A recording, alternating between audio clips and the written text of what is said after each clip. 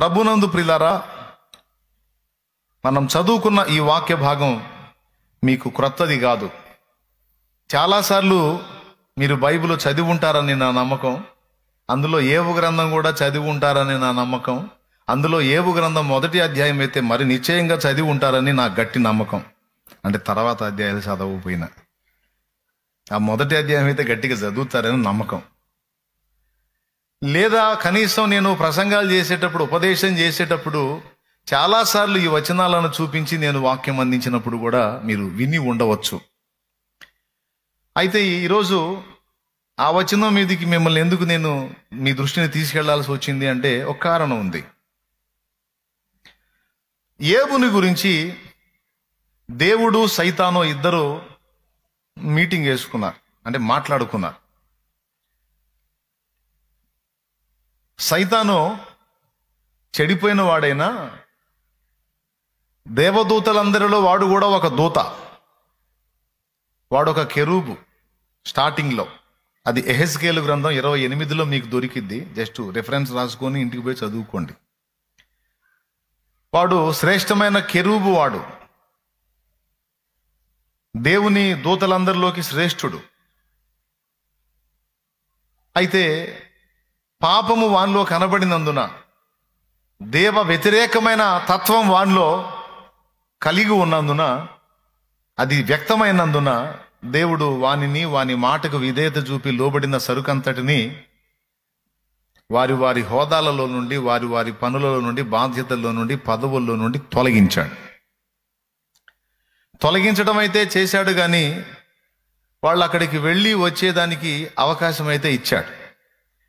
దేవదూతలందరూ వచ్చేయాలబ్బాయి ఫలానా రోజు అని ప్రకటిస్తే, ఇప్పుడు ఆన్లైన్ ప్రేయర్ ఉంది, అందరూ కలవాలి రేపు అని నేను పోయిన ఆదివారం ప్రకటిస్తే ఈరోజు మీరు అందరూ వచ్చేసారు. ఇప్పుడు వచ్చారు అంటే ఇంతకుముందు ఇక్కడ లేరని అర్థం. ప్రకటన గుర్తొచ్చింది, మీరున్న ప్రదేశాలలో నుంచి ఇక్కడ పోగయ్యారు. కూటమి అయిపోయిద్ది, మళ్ళా ఎవరి దారిన వాళ్ళు మీ ప్రదేశాలకు మీరు వెళ్ళి చేరతారు. అలాగూ దేవదూతలందరినీ దేవుడు ఆహ్వానించినప్పుడు ఆయా ప్రపంచాలలో ఉన్నటువంటి దేవుని దూతలందరూ ఆ ప్రదేశాలు వదిలిపెట్టి ఆయన సముఖంలోనికి వచ్చారు. అలా వచ్చిన ఇన్విటేషన్ వీడు కూడా అందుకొని వీడు కూడా అక్కడికి వచ్చాడు. దేవదూతలందరూ గ్యాదర్ అయినప్పుడు వీడు కూడా మరి మాజీ పరిచారకుడు గనక, వీడు కూడా ఒకప్పుడు దేవుని సముఖంలో పనిచేసిన దూత గనక వీడు కూడా ఆ పిలుపు అందుకొని పోయాడు. పోతే దేవదూతలందరినీ దేవుడు అడుగుతుంది, నువ్వు ఎక్కడి నుంచి వచ్చావు, నువ్వు ఎక్కడి నుంచి వచ్చావు? నేను ఫలానా ప్రాంతం నుంచి, ఫలానా, అందరూ చెప్పుకుని. మనతో ఎలా వ్యవహరిస్తాడో దేవుడు దూతలతో కూడా అంతే వ్యవహరిస్తాడండి. ఆయన సర్వజ్ఞుడైనా, అన్నీ తెలిసినా మనతో ఏమీ తెలియని వాని వలె ప్రవర్తించినట్టు దూతల విషయంలో కూడా కొన్ని సందర్భాల్లో అలానే ప్రవర్తించినట్టు స్పష్టంగా బైబిల్లో రాసుంది. నీవు ఎక్కడి నుండి వచ్చితివని దేవుడు సాతాన్ని అడిగినట్టు అక్కడ రాసుంది. అంటే వాడు ఎక్కడుంటాడో, అసలు వాడెవరో తెలుసా తెలీదా? మరి తెలిస్తే అడగటం దేనికి? కానీ అడిగినట్టు దేవుని వాక్యంలో ఉంది. అయితే వాడు కూడా ఏం ఆశ్చర్యపోలా. నువ్వు ఎక్కడి నుండి వచ్చావని దేవుడు వాడిని అడిగితే, నేను భూగ్రహం మీద నుండి వచ్చాను, మిగిలిన గ్రహాల్లో నాకు అవకాశం లేదు, భూగ్రహంలో నాకు సందు దొరికింది మోసం చేయడానికి. అక్కడ నా మాట విని మోసపోయిన సరుకుంది, ఆ సరుకును కాసుకొని వాళ్ళని ఏలుకుంటా అక్కడే ఉన్నా. ఇన్విటేషన్ వచ్చింది, వచ్చాను.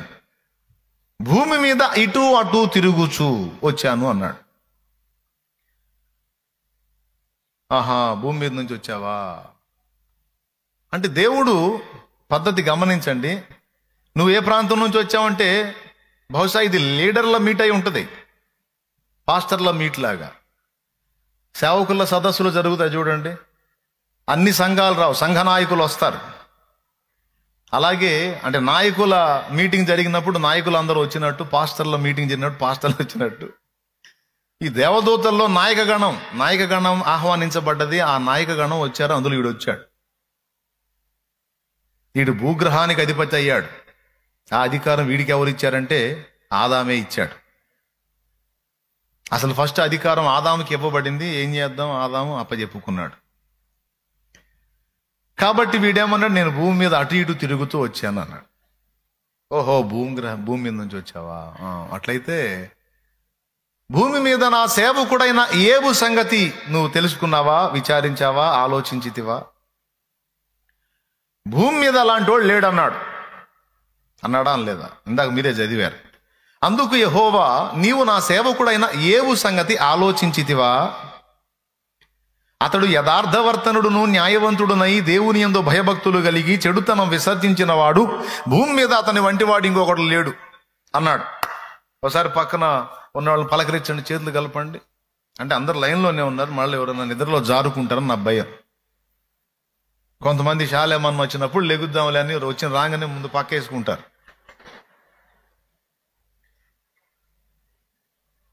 అన్న వచ్చినప్పుడు లెగుద్దాంలే అని.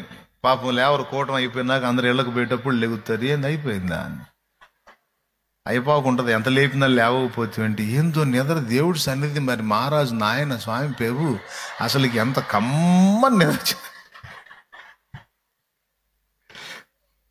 కమ్మని నిద్ర వచ్చిందమ్మా. అసలు ఏందోనమ్మా, అన్న పాటలు పాడుతుంటే జోలబడినట్టు ఉందమ్మా, అసలు మెలకు రాలేదు. ఎవరు లేరు కదట, అందరు లేచారా? ఎవరన్నా పండుకుంటే వాళ్ళని కాస్త గాయపరచండి, అంటే కొంచెం గిచ్చండి, లేకపోతే చురుకు పుడితేనన్నా లెగుస్తారు. అందరిని పలకరించారు కదా, రైట్. స్తోత్రం చెప్పండి ఇప్పుడు అందరు కలిసి. లేదు మళ్ళీ ఒకసారి గట్టిగా. ఇప్పుడు జాగ్రత్తగా వినండి, మీ ఏకాగ్రత పోకూడదని ఇది బాధలన్నీ. ఏబు సంగతి ఆలోచించావా? యథార్థవర్తనుడు న్యాయవంతుడు అయి ఉండి చెడుతనం విసర్జించిన వాడు, దేవుని యందు భయభక్తులు కలిగినవాడు, భూమి మీద అలాంటి వాడు లేడని అతన్ని అడిగాడు. అతను అన్నాడు, ఆయన ఊరకే అలా చేశాడా? కలిగినవన్నీ ఆశీర్వదించి అన్ని ఇబ్బంది లేకుండా అన్నిటి చుట్టూ కంచె వేసి మా బోటోళ్ళం పోయి అప్పుడప్పుడు దర్శించి కాస్త ఏడిపించకుండా అతని వారందరికీ అతనికి కలిగిన సమస్తము చుట్టూ కంచె వేసిదివి కదా. ఈ కంచె వేసిన సంగతి వీడికెట్ట తెలుసు అంటే, వెళ్ళాడు ఎప్పుడో, వెళ్ళి అందరు శోధించినట్టు ఏబును శోధిద్దాం అనుకున్నాడు, వర్కౌట్ కాలేదు, మొహం బయలుంది, వచ్చాడు మళ్ళీ. దేవునికి స్తోత్రం. ప్రభునందు ప్రియులారా, ఇది గుర్తుపట్టుకోవాలి. దేవుడు మన చుట్టూ 3 అంచెల కంచె వేసి ఉంచుతాడు. మొట్టమొదటిది పర్సనల్గా మనకి కంచె ఉంచుతాడు. రెండవది మన ఫ్యామిలీ కూడా దేవుని కాపుదల ఉంటుంది, కంచె ఉంటుంది. మూడవది మనకు కలిగిన అంతటి చుట్టూ కూడా దేవుడు కాపుదల పెడతాడు, దుష్టుడు ముట్టకుండా. స్తోత్రం. అది అక్కడ రాయబడి ఉంది. ఈ మాట డైరెక్ట్గా సైతానే చెప్తున్నాడు. అతనికిని అతని ఇంటి వారికిని అతన్ని కలిగిన సమస్తమునకును చుట్టూ కంచె వేసితివి కదా. 3 అంచెల కంచె గురించి మాట్లాడాడు. అంటే మనోడు ట్రై చేశాడు అందరి దగ్గరికి పోయినట్టు ఏబు దగ్గరికి పోదామని. మరి ఏబేమో ఆయన సంబంధే, అందరి దగ్గరికి పోయినట్టు ఏబు దగ్గరికి పోవాలంటే కుదరదు.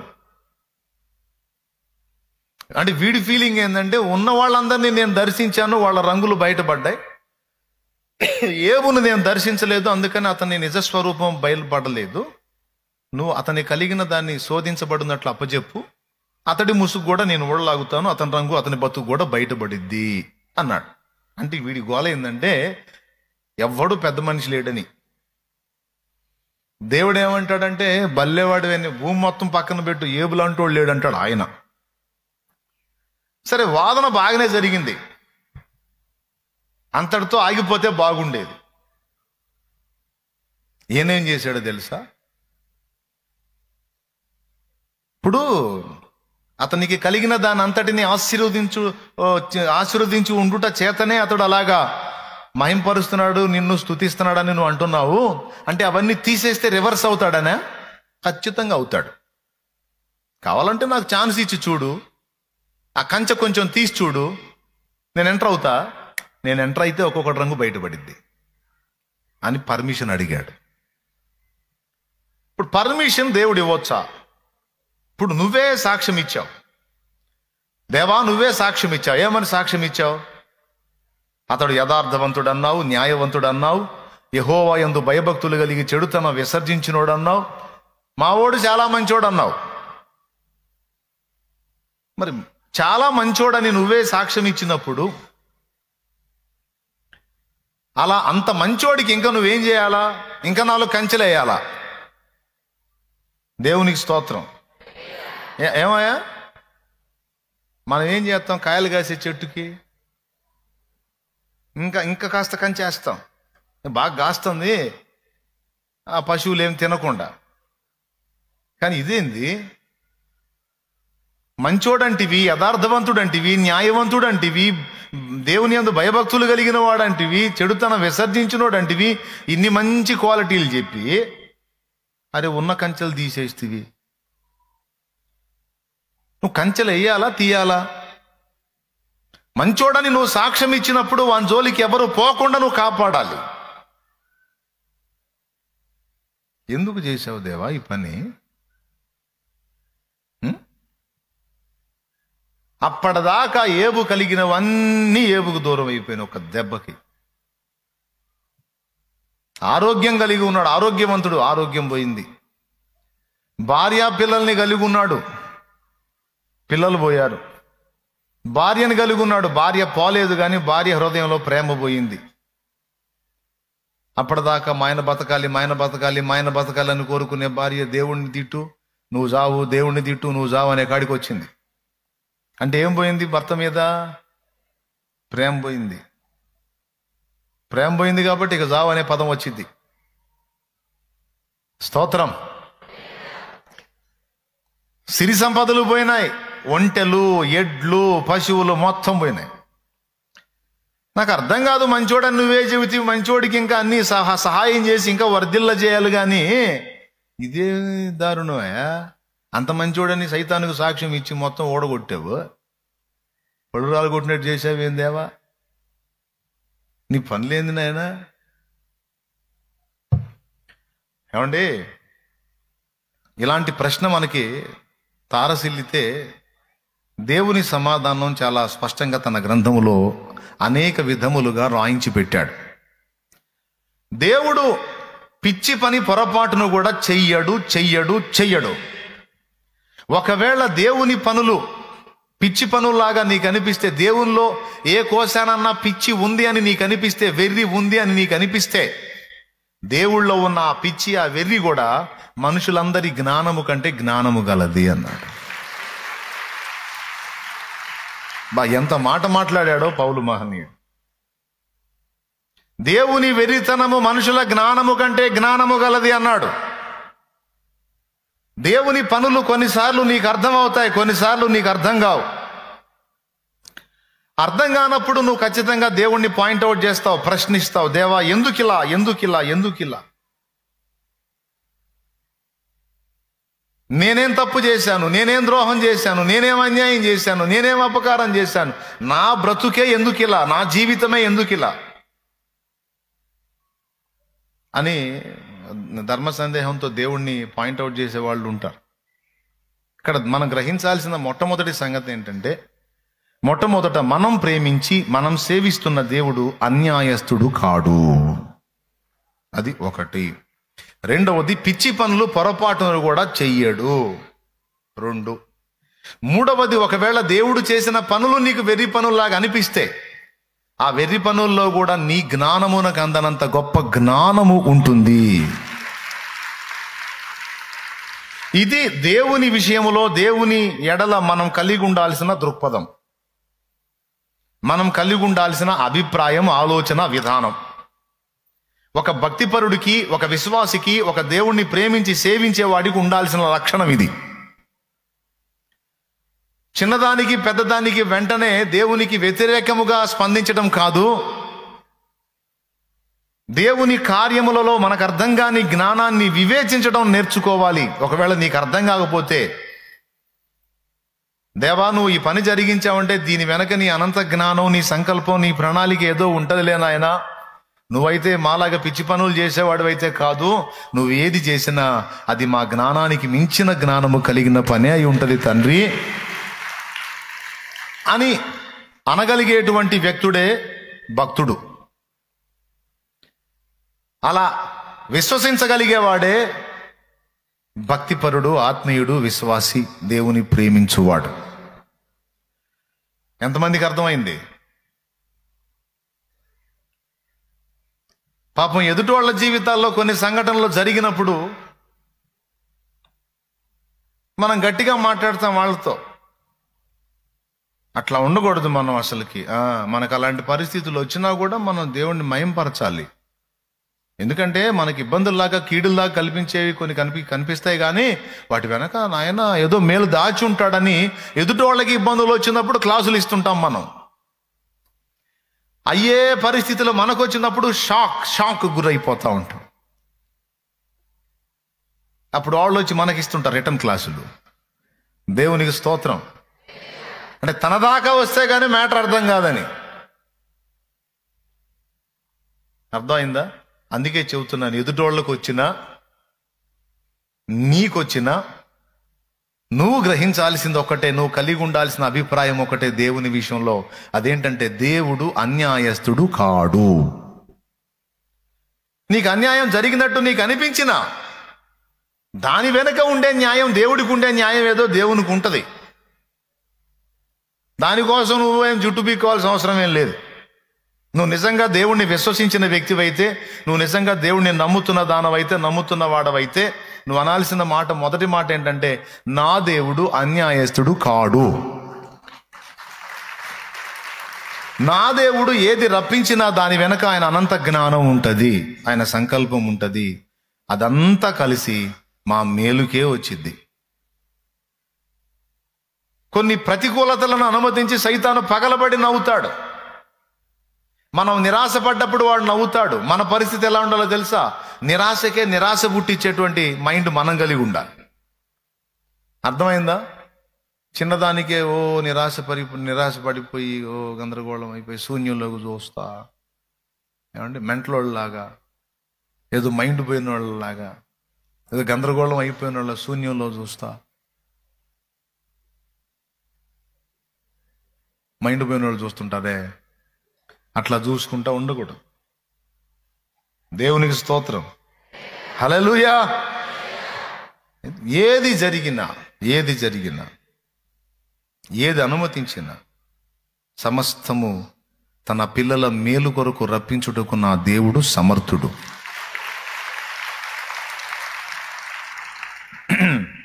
ఇంత మంచోడు, ఇంత నీతిమంతుడు, ఇంత భక్తిపరుడు, ఇంత యథార్థవంతుడు, ఇంత న్యాయవంతుడు అని చెప్పిన దేవుడే మరి ఏబుకి ఎందుకు అలాంటి షాకులు ఇచ్చాడు? ఒక చిన్న విషయం చెప్పి ముందుకెళ్తా. ఏంటంటే, ఇవన్నీ బాగానే ఉన్నాయి ఏబుకి. దేవుడు చెప్పిన క్వాలిటీస్ అన్ని నిజంగానే ఉన్నాయి ఏబులో. అయితే ఏబుకి ఒక దృష్టిని కలిగించాలని దేవుడు నిర్ణయించుకున్నాడు. ఏబుని దేవుడు తన కొరకు ఇంకా ప్రత్యేకపరుచుకోవాలని ఆశించాడు. తన కొరకు దేవుడు ఏబుని వేరుపరుచుకోవాలని డిసైడ్ అయ్యాడు. బాగా వినండి. దేవుడు ఏబుని సపరేట్ చేసుకోవాలనుకున్నాడు. అందుకే అలాంటి పరిస్థితులను ఏబుకి అనుమతించాడు. ఏంటి? ఏ విషయాల్లో? ఇన్ని క్వాలిటీస్ ఏబు కలిగి ఉన్నా, మీకు బైబిల్లో కీర్తనల గ్రంథములో నేను రిఫరెన్స్ చెప్పను, వచనం చెప్పను. నెబుకద్నెజరు కళ చెప్పనట్టు, భావం చెప్పనట్టు ఒక మాట చెబుతా, దమ్ముంటే తీయండి. నా ప్రాణము మంటిని హత్తుకొనుచున్నది అనే మాట ఉంది బైబిల్లో, కీర్తనల్లో. ఎక్కడ ఉంది చెప్పండి. నేను 3 అంకెలు లెక్క పెడతా, ఏడుందో చెప్పాలి. వెంటనే చెప్పేశాడు. 119వ కీర్తన 25వ వచనం అంట. తీయండి. నా ప్రాణము మంటిని హత్తుకొనుచున్నది, నీ వాక్యము చేత నన్ను బ్రతికింపుము.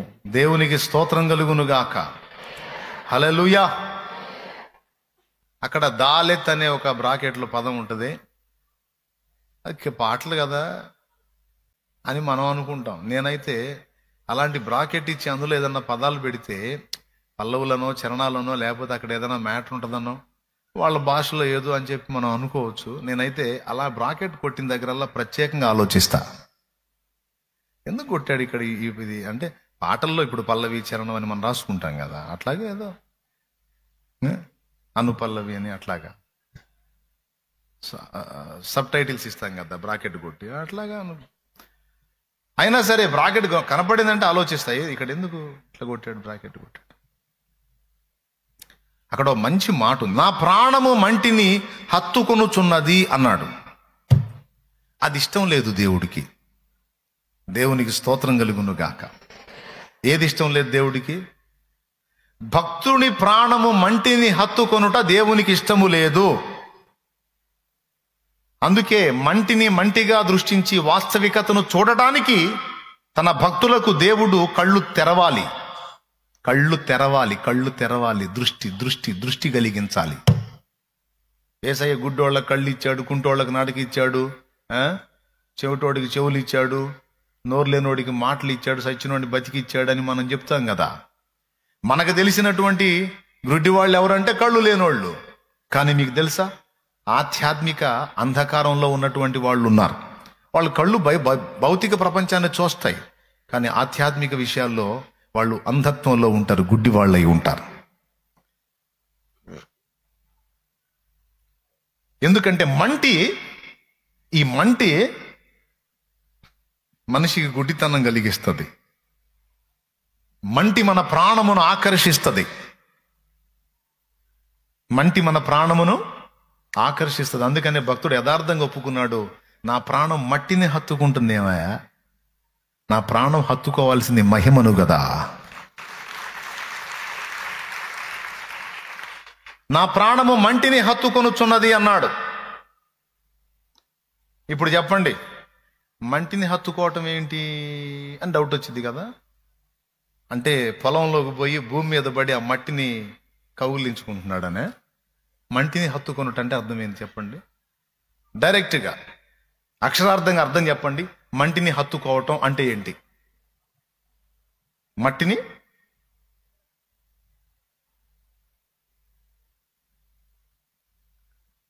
మట్టిని కౌగిలించుకోవటం అండి,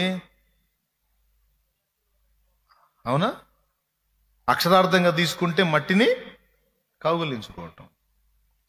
కానీ సరిగ్గా ఆలోచిస్తే మనం ఈరోజు తపన పడుతున్న, వెంపర్లాడుతున్న, ప్రాకులాడుతున్న, లబలబలాడుతున్న, కొట్టుకుంటున్న, జుట్టు బీక్కుంటున్న వాటన్నిటిని ఒక్కసారి పరిశీలిస్తే మొత్తం మట్టే.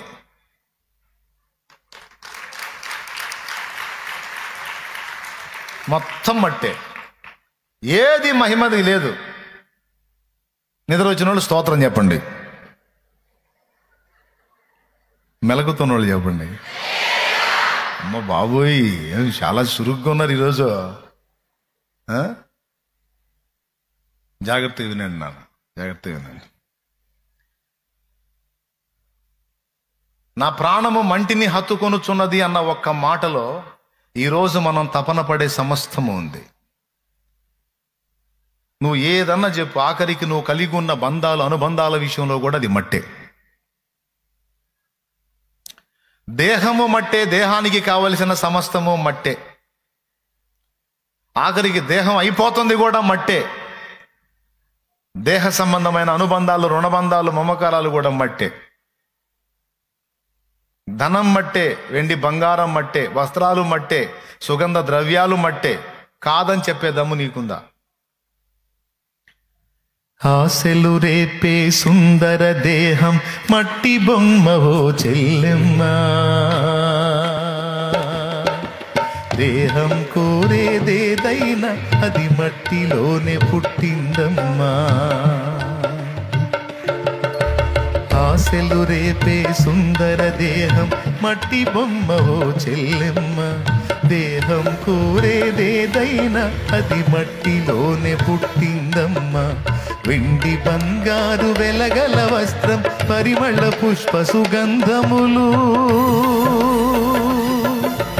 వెండి బంగారు వెలగల వస్త్రం, పరిమళ పుష్ప సుగంధములు, మట్టిలో నుండి వచ్చినవేనని మరువబోకు నా చెల్లెమ్మ. మట్టిలో నుండి వచ్చినవేనని మరువబోకు నా చెల్లెమ్మ. ఆశపడకు ఆశపడకు ఈ లోకం కోసం చెల్లెమ్మ. ఆశించేది ఏదైనా అది మట్టేనమ్మా. మనిషి ఆశించేది ఏదైనా అది మట్టేనమ్మా.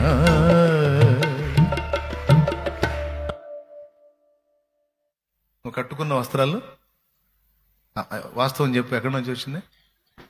ఆ ఉత్పత్తులన్నీ ఎక్కడి నుంచి వచ్చినాయి? ఆ ఉత్పత్తులన్నీ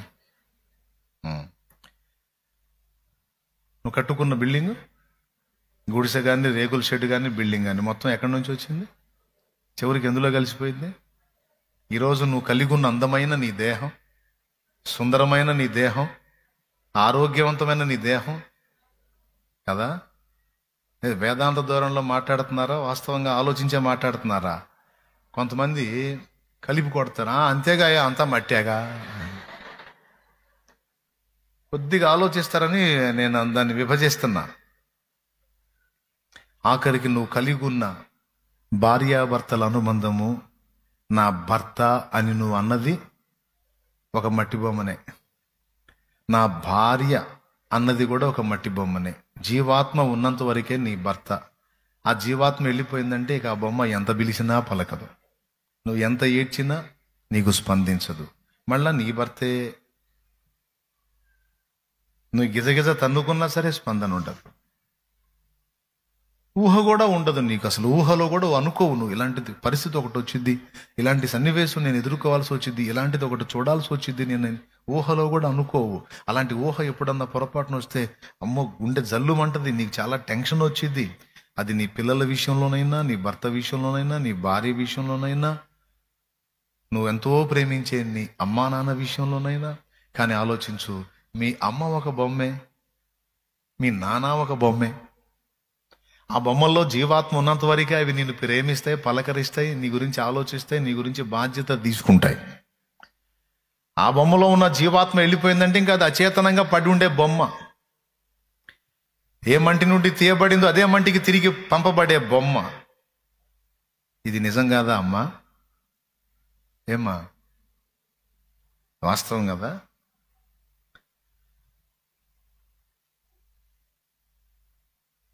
వాస్తవమే, కానీ ఎట్ట తెంచుకుంటాం అన్నయ్య అనిపిస్తుంది మనసుకి. తెంచుకోమని నేను ఎందుకు చెబుతున్నాను? తెంచుకోమని చెప్పట్లేదులే, కానీ మనసు పెంచుకోవద్దని మాత్రం చెప్తున్నాను అంతే. చప్పట్లు కొట్టకపోయినా పర్లేదు, మ్యాటర్ అర్థమైతే చాలు. మీరేమి చప్పట్లు కూడా నన్నే సన్మానించాల్సిన అవసరం లేదు, మ్యాటర్ నీకు అర్థమైతే నాకు అంతే చాలు. దేవునికి స్తోత్రం. తెంచుకోమని నేను మీకేం చెప్పట్లేదులే, కానీ శృతి మించి మనసు పెంచుకోవద్దని మాత్రం దేవుని పరిశుద్ధాత్మ మూలంగా చెప్తున్నాను నేను.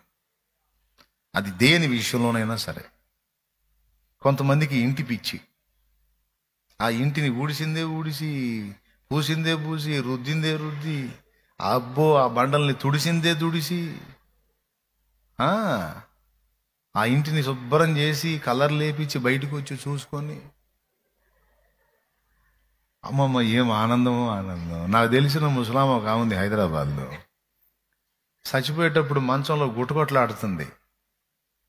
ఎవరన్నా పలకరించడానికి వస్తే పైకి చూపిస్తుంది. వచ్చిన వాళ్ళంతా ఏమంటున్నారంటే, అంతే కదమ్మా మరి ఇంకెవరైనా ఆడికి పోవాల్సిందేలే అంటున్నారు. వచ్చిన వాళ్ళందరికీ పైకే చూపిస్తుంది, పలకరించడానికి వచ్చిన వాళ్ళందరికీ పైకే చూపిస్తుంది. కొంతమంది ఏమో అంతేనమ్మా అంతే మరి ఇంకేముంది, పాపం నోరు పడిపోయిందిగా, మాటుకోట అట్లా ఇంకేం మాటలే, ఇంక అయిపోయిందిగా, లేదులే ముసలం అవలా అట్లాగా వాళ్ళ మాటలేదు. వాళ్ళు మాట్లాడుకుంటుంటే ఏమా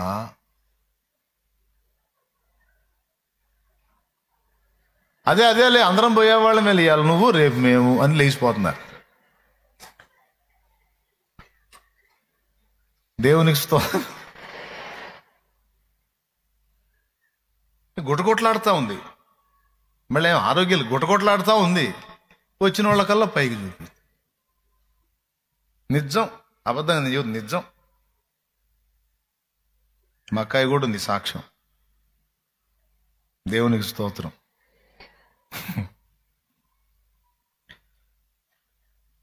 కొంతమంది ఏమో ఏంది పైకి చూపిస్తుంది, ఏంది ప్రాణం పోయేటప్పుడు మైండ్ పనిచేసిద్దా?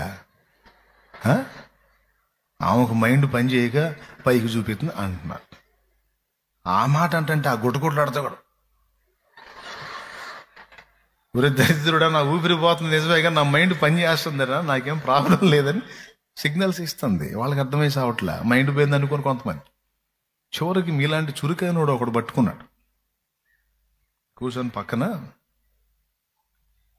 ఏంది అని అడిగాడు. పైకి చూపిస్తుంది. వాడంతా పైకెక్కపోయేదల్లా ఎవరు వచ్చినా పైకి ఎందుకు చూపిస్తుందని కాస్త తల అలా పరికించి పైకి చూశాడు. పైకి చూస్తే ఆ స్లాబు ఓల్డ్ అయిపోయి అంత పెచ్చిక రాలిపోయింది.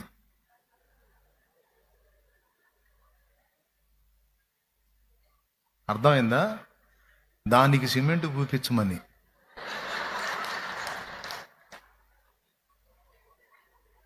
దేవునికి స్తోత్రం కలిగిన.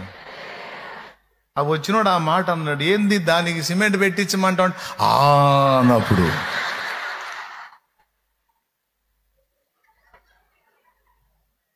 పాప ఆ ఫ్యాను అందుకు కొట్టుకుందేమో. దేవునికి స్తోత్రం కలిగిన. ఏమండి, ఇట్లాంటి వాళ్ళు కూడా ఉంటారంటే ఉన్నారు మరి ప్రపంచకం మీద. నేను లేకపోతే నేను ఎందుకు చెబుతా? ఇదేం కర్మ, నాకు తగులుతుంటారు ఇట్లాంటి వాళ్ళు కూడా. అనుభవాల కోసం అన్ని రకాల సరుకుని చూపిస్తాడు నాకు, అనుభవాల కోసం. తర్వాత చచ్చిపోయింది. ఇంకేం చేసిద్ది? ఆ స్లాబ్ని సిమెంట్ పూసి సంకలో పెట్టుకుని పోయిద్దా? కొంతమందికి ఏమో ఆ ఇంట్లో డెకరేషన్ పిచ్చి, దాన్ని ఎప్పుడు ఇంటిని సోకు చేస్తూ ఉంటారు. ఇంటిని ఏ వస్తువు అయినా సరే అక్కడ నుంచి పక్కకు పోయిందంటే ఇంకా ముఖం పగిలింది వాళ్ళకి, పిల్లలకి. కదలటానికి లేదు, అక్కడే ఉండాలి, అది అక్కడే ఉండాలి, అక్కడే ఉండాలి. పిల్లలు అన్నప్పుడు ఇక్కడ తీసి అక్కడ తీసి ఇక్కడ అస్సలు నో, పేలిందా కొడతారు పిల్లల్ని. ఎవడు ఎక్కడ దాన్ని ముట్టడానికి లేదు, అదంతే ఉండాలి. కొంతమందికి ఏమో ఈ పిచ్చి, కొంతమందికి సామాన్లు పిచ్చి. సామాన్లు పిచ్చి, గిన్నెలు లెక్కేసుకుంటూ ఉంటారు. దేవునికి స్తోత్రం కలుగునుగా. హల్లెలూయా. కొంతమందికి వాహనాలు పిచ్చి, తుడిసిందే తుడుస్తుంటాడు, దానికి కడిగిందే కడుగుతుంటాడు. ఇవన్నీ ఎందుకు చెప్తున్నానంటే సమస్తము కూడా ఎక్కడి నుండి నిర్మించబడ్డాయి? మంటి నుండే. కొంతమందికి ఇలాంటి వస్తువుల మీద, ఇలాంటి వాటి మీద మనసుంటే, కొంతమందికి తమ కలిగి ఉన్నటువంటి ధనం మీద, తమ కలిగి ఉన్నటువంటి ఆస్తిపాస్తుల మీద వ్యామోహం, వాటిని హత్తుకొని ఉంటారు. కొంతమంది వ్యక్తులను హత్తుకొని ఉంటారు. కొంతమంది ప్రాణాలు వ్యక్తుల్ని హత్తుకొని ఉంటాయి. అది తల్లి రూపంలోనో, తండ్రి రూపంలోనో, భార్య రూపంలోనో, భర్త రూపంలోనో, పిల్లల రూపంలోనో, తల్లుల రూపంలోనో, మనవాళ్ళ రూపంలోనో, మనవరాళ్ళ రూపంలోనో ప్రాణం హత్తుకొని ఉంటుంది. ఇక్కడ దేవుడు మనకి, తన భక్తులకి దృష్టిని ప్రసాదించి, వినండి యవనస్తులు, ముసలివాళ్ళు, స్త్రీలు, పురుషులు అందరు వినండి జాగ్రత్తగా, మైండ్ దగ్గర పెట్టుకొని వినండి. దేవుడు దృష్టి కలిగించడానికి ఇష్టపడుతున్నాడు తన భక్తులకు. ఏ దృష్టిలో తెలుసా? మంటిని గూర్చిన దృష్టి కాదు, మహిమను గూర్చిన దృష్టిని కలిగించాలని ఆయన ఆశపడుతున్నాడు. మంటిని మంటిగా గుర్తించడానికి మనం గ్రహింపు శక్తి కలిగి ఉండాలని దేవుడు ఆశిస్తున్నాడు. మీకు తెలుసా, ఏబు యథార్థవంతుడు, న్యాయవంతుడు, యెహోవా యందు భయభక్తులు కలిగి చెడుతనం విసర్జించిన వాడు, అన్ని విషయాల్లో ఓకే, మంచోడే, అన్ని విషయాల్లో ఓకే. కానీ మీకు తెలుసా, ఏబు ప్రాణం మొత్తం ఈ మంటినే హత్తుకొని ఉంది. అది భార్య రూపంలో హత్తుకొని ఉంది, పిల్లల రూపంలో హత్తుకొని ఉంది, తను కలిగి ఉన్న ఆస్తిపాస్తుల రూపంలో హత్తుకొని ఉంది. మొత్తాన్ని హత్తుకొని ఉన్నాడు ఏబు అని మీకు తెలుసా? అందుకే వాటి విషయంలో నిరంతరం భయపడుతూ వచ్చాడు. ఇవన్నీ ఉంటాయో పోతాయో, ఇవి పోతాయేమో.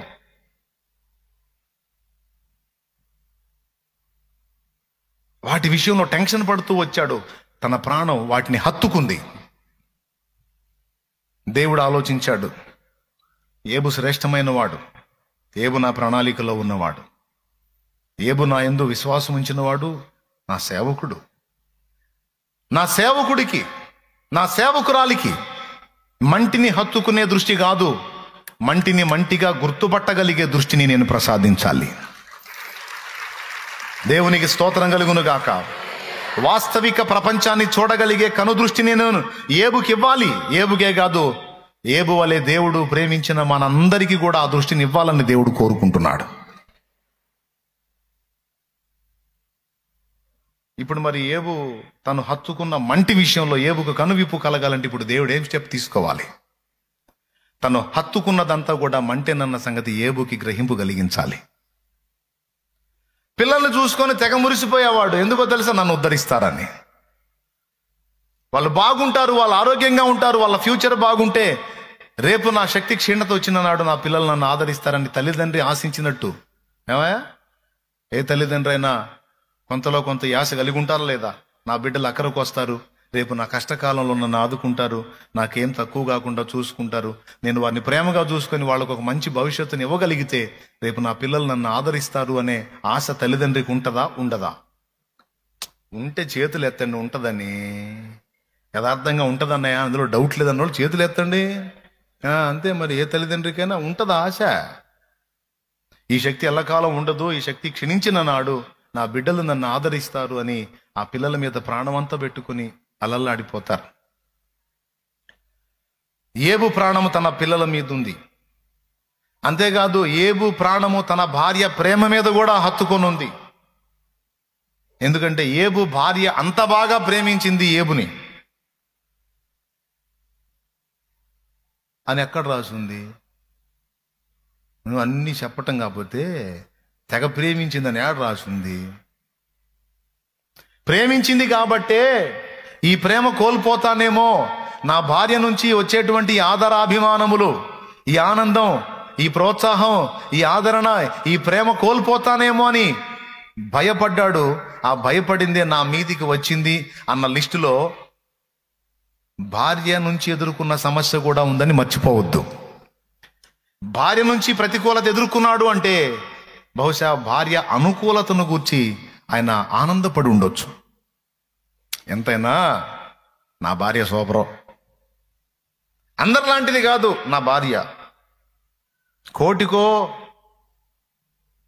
ముక్కోటికో ఒకళ్ళకు దొరుకుతుంది నా భార్య లాంటి భార్య. రత్నం, ముత్యం, వజ్రం, మేలిమి బంగారం.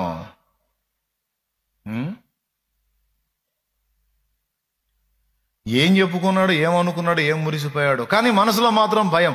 చివరి వరకు నా భార్య ఇలానే ఉంటుందా, రివర్స్ అయిద్దా?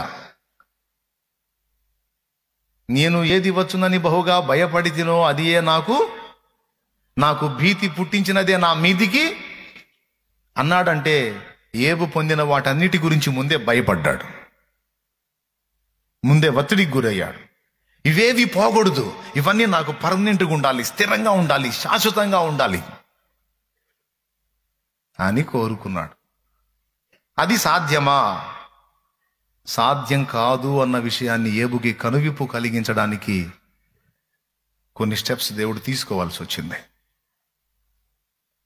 తన భక్తులు మోసంలో బతకడం దేవునికి ఇష్టం లేదు. బాగా వినండి. తన భక్తులు అంధత్వంలో బతకడం దేవునికి ఇష్టం లేదు. తమ భక్తులు అజ్ఞానంలో బతకడం దేవునికి ఇష్టం లేదు. తన భక్తులు వాస్తవాన్ని గమనించాలి, వాస్తవాన్ని చూడాలి, సత్యము నెరిగి ఉండాలి. ఇంకా చెప్పాలంటే తన భక్తులు స్థిరము, శాశ్వతము, నిజము, వాస్తవము అయిన ఆయననే హత్తుకొని ఉండాలని కోరుకున్నాడు.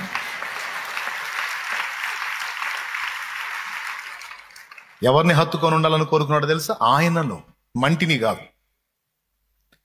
మంటి వస్తువులనో, మంటి బంధాలనో, మంటి శరీరాలనో, మంటి వ్యక్తులనో కాదో, ఆయనను హత్తుకొని ఉండాలి.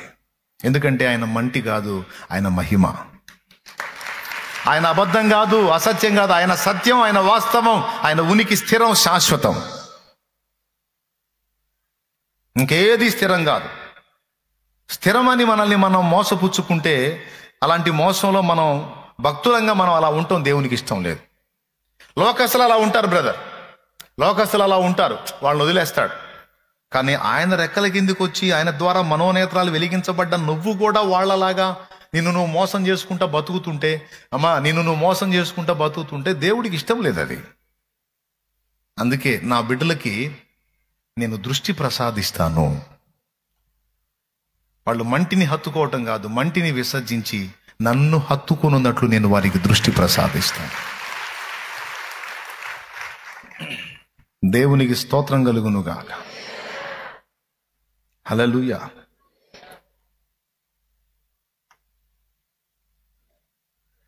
నజరేయుడా నా యేసయ్యా, ఎన్ని యుగాలకైనా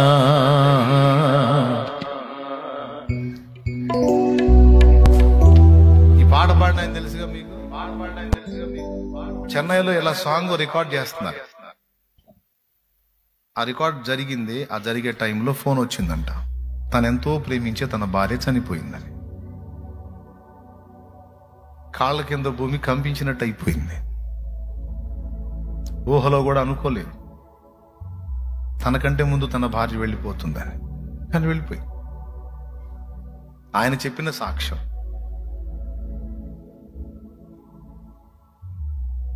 ఆ బాధను అలా కడుపులో పెట్టుకునే పాట పాడాల్సి వచ్చింది. పాట పాడి వచ్చేటప్పుడు ట్రైన్లో నుంచి దూకుదాం అనుకున్నాడంట. నా భార్య లేని జీవితాన్ని నేను ఊహించలేను. ఎందుకంటే నాకు ఏది తక్కువ కాకుండా నాకు సమస్తం చూసుకునే నా భార్య నా ఆకలిదిగా అన్నం పెడుతుంది, నా వస్త్రాన్ని శుభ్రం చేస్తుంది, నీట్గా ఉంచుతుంది, నా ముఖం గమనించి నా పరిస్థితులకు అనుగుణ్యంగా నాకు ఆన్సర్ చేస్తుంది, నన్ను ఆదరిస్తుంది, ధైర్యపరుస్తుంది, ప్రేమిస్తుంది, ఓదారుస్తుంది, ప్రశంసిస్తుంది. అన్ని విషయాలలో నాకు మంచి సహకారిగా ఉన్న నా భార్య పోయిన నాడు ఇక నా జీవితం ఏంటి? ఇక నాకెవరు తోడు? ఏకాకిని అయిపోయా కదా నేను. ఇంక ఈ బతుకు ఎందుకు అని ట్రైన్లో నుంచి దూకేస్తే పోయిద్ది కదా అనుకో. దేవుడు ఆపాడు. ఆగా నేను గుర్తించాను. ఆయన సంభాషణ తెలియజేసినప్పుడు నేను గుర్తించాను ఏంటంటే, తన భక్తులు మంటిని హత్తుకొనుట దేవునికి ఇష్టం లేదు. తన భక్తులు వాస్తవిక ప్రపంచాన్ని చూడాలి. తన భక్తులు ఏ కోశాన కూడా దేనిని ఎవరిని హత్తుకొనుట ఆయనకి ఇష్టం లేదు. తన భక్తులు భక్తురాళ్ళు యథార్థంగా 100% ఆయననే హత్తుకొని ఉండాలి. దేవుడు మాట్లాడి ఉండొచ్చు. నిన్ను ప్రేమగా చూసిన భార్య పోయిందని చచ్చిపోతాను అంటున్నావు. మరి నీ కోసం నిన్ను ప్రేమించి ప్రాణమే పెట్టాను కదా, మరి నా సంగతి ఏందని అడగడా? నిన్ను ప్రేమించేవారు నీకు దూరం అయ్యారని నువ్వు బాధపడితే నీకోసం అసలు ప్రాణం పెట్టేశాను కదా నేను. నా ప్రేమ నీకు అర్థం కాలేదా? ఇంకా నాకేంటి అంటే నేను లేనా?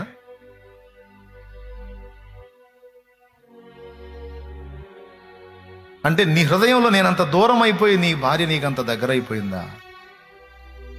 ఏమి నా కుమారుడా, ప్రాణం తీసుకుంటానంటున్నావు, చచ్చిపోతానంటున్నావు. ఈరోజు నిన్ను కూడా అడుగుతున్నాడు, ఏం నా కుమారి, ప్రాణం తీసుకుంటానంటున్నావు, చచ్చిపోతానంటున్నావు, నా బ్రతుకు అర్థమైందని పిచ్చి మాటలు మాట్లాడుతున్నావు. ఆయన ఇచ్చే సమాధానం, కళ్ళు తెరచి చూడు, నిన్ను ప్రేమించి నీ కోసం ప్రాణం పెట్టిన నేనున్నాను అంటున్నాడు ఆయన.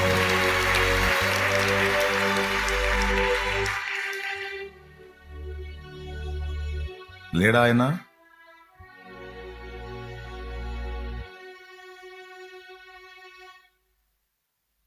ఆయన మనసు ఎంత గాయపడిద్ది? మనం ఆయన్ని హత్తుకోకుండా, చెల్లి వింటున్నావా, తమ్ముడు వింటున్నావా, నిన్ను ప్రేమించి నీ కోసం ప్రాణం పెట్టి అడుగడుగున నిన్ను ఎత్తుకొని దాటిస్తూ వచ్చిన ఆయన ఎంత మనసు పెట్టుకొని ఉంటాడు నీ మీద, నా మీద, ఎంత మమత పెట్టుకొని ఉంటాడు నీ మీద, నా మీద. మనం ఆయన ఆఖరికి ఆయన ప్రేమని కూడా మనం హత్తుకున్న మంటికి ఉపయోగించుకోవటానికి వాడుకుంటున్నాం. ఇది ఎంత దారుణమైన విషయం. ఆఖరికి కాస్తో కూస్తో నీవు నా ఎడల చూపిస్తున్న ప్రేమ ఆసక్తి కూడా దేన్ని బట్టి చూపిస్తున్నావో తెలుసా నా కుమారుడా, నా కుమారి? నువ్వు హత్తుకున్న మంటికి ఇబ్బంది కలగకుండా ఆ మంటి భద్రంగా ఉండాలని అందుకోసం నన్ను వాడుకుంటున్నావు. కేవలం అందుకోసం నన్ను అడ్డం పెడుతున్నావు తప్ప హార్ట్ఫుల్గా నీవు నన్ను హత్తుకోవటంలో నువ్వు మంటిని హత్తుకుంటున్నావు. ఎంతమందికి అర్థమైంది? నిజంగా అర్థమైతే ధన్యులు. ఇది అర్థమైన నేను ధన్యుణ్ణి, మీరు ధన్యులు. ఈ లైవ్ లో ఉన్న వాళ్ళకి ఎంతమందికి అర్థమైందో వారందరూ ధన్యులు. దీన్ని బట్టి నేనేం చెప్తున్నాను? బంధాలు తెంచేసుకోమని చెప్పట్లా, బంధాల మీద వ్యామోహాలు పెంచేసుకోవద్దు అని చెప్తున్నాను. గాలి మేడలు కట్టొద్దు అని చెప్తున్నాను. పేక మేడలు కట్టొద్దు అని చెప్తున్నాను. ఊహల ప్రపంచాల్లో తేలిపోవద్దు అని చెప్తున్నాను. ఎందుకంటే నువ్వు ఊహల ప్రపంచాల్లో తేలిపోయిన ఊహలన్నీ, నువ్వు కట్టుకున్న గాలి మేడలు పేక మేడలన్నీ కుప్పలా కూలిపోయే పరిస్థితులు ఎదురవుతాయి. ఎదురైన నాడు నీ విశ్వాసము దెబ్బతినకుండా, నువ్వు మంటిని లక్ష్య పెట్టకుండా నీవు ఆయననే హత్తుకొని ఉండాలని దేవుడు కోరుకుంటున్నాడు.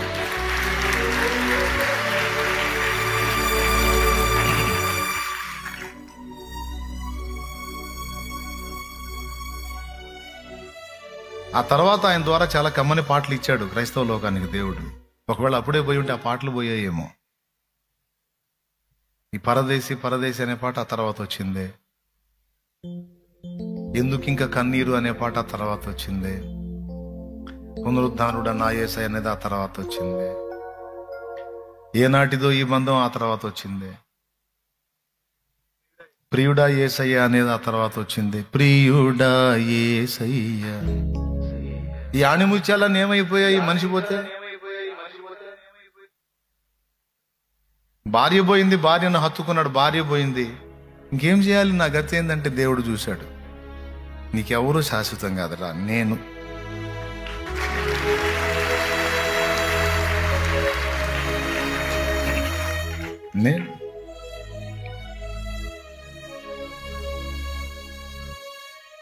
దేవునికి స్తోత్రం కలుగును గాక. ఈ రోజు కాకపోతే రేపైనా, రేపు కాకపోతే హత్తుకోవాలి, ఆయనతో అంటు కట్టబడాలి, ఆయనతో నడవాలి, ఆయనను ప్రేమించాలి, ఆయనలో స్థిరంగా ఉండాలి, ఆయన వైపు చూడాలి, ఆయనతో నడవాలి, ఆయనతో సాంగత్యం చేయాలి.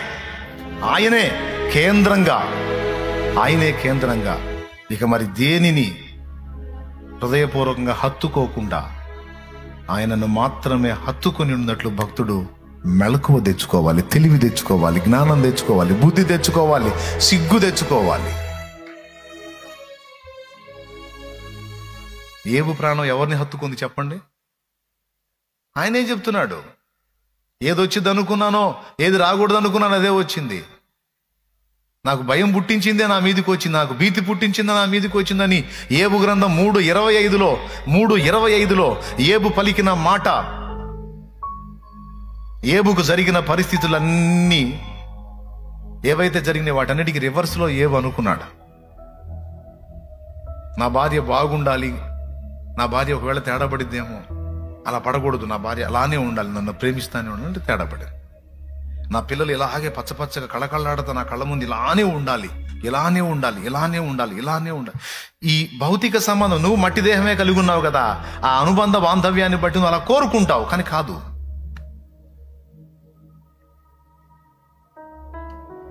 అవి నీ వెర్రిమొర్రి ఆశలు, పిచ్చి ఆశలు, అవి నీవైనా నావైనా.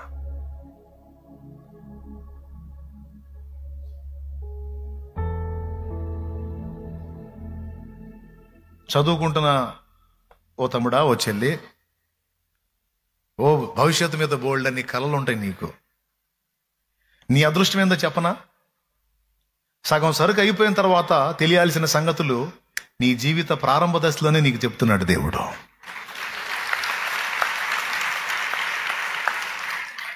అర్థమై స్పందించారా? ఏమర్థమైంది చెప్పండి? సగం సరుకు అయిపోయిన తర్వాత తెలియాల్సిన సంగతులు నీ జీవిత ఆరంభ దశలోనే నువ్వు ఎవరిని హత్తుకోవాలో నా తండ్రి నీకు బయలుపరుస్తున్నాడు.